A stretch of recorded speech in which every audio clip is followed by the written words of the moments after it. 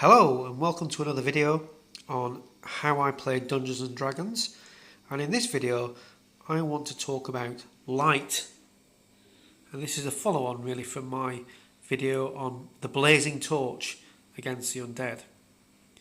So in my game there are two principal methods for light in dungeon settings, underground settings. That is the lantern or the torch. Now the lantern with oil it lasts 4 hours, so this is the main source of light for an adventuring party, the lantern. Of course there are things like candles, but it's mainly the lantern.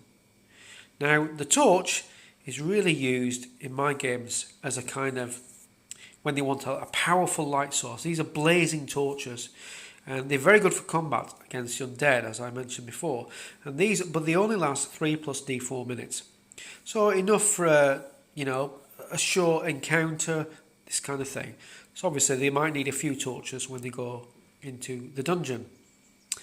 The other light source is of course the light spell.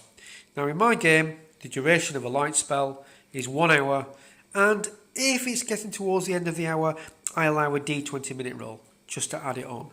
But it means that you'll probably have to cast a light spell more than once in a session. More of that later. Now the other way the light spell can be used. Now the light spell, by the way, it's similar to a lantern in its intensity. The other way the light spell can be used is blinding light. Now this can be used if the light spell is already cast, or it can just be cast as a blinding light spell. And this gives a blinding amount of light for D20 seconds. Now, the roll is a D20.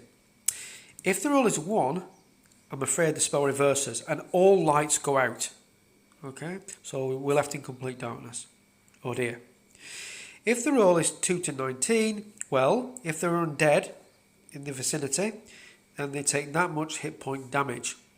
A 20 is explosive, so that can be really effective against undead.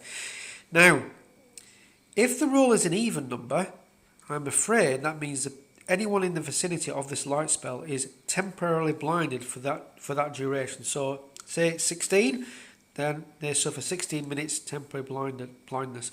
And if the roll's 20, then there is a 50% chance of permanent blindness. Okay, and that also includes the magic user. So 20, oh dear. Otherwise, it's 20 minutes blindness. And that's how I use light in Dungeons and Dragons. Thank you very much.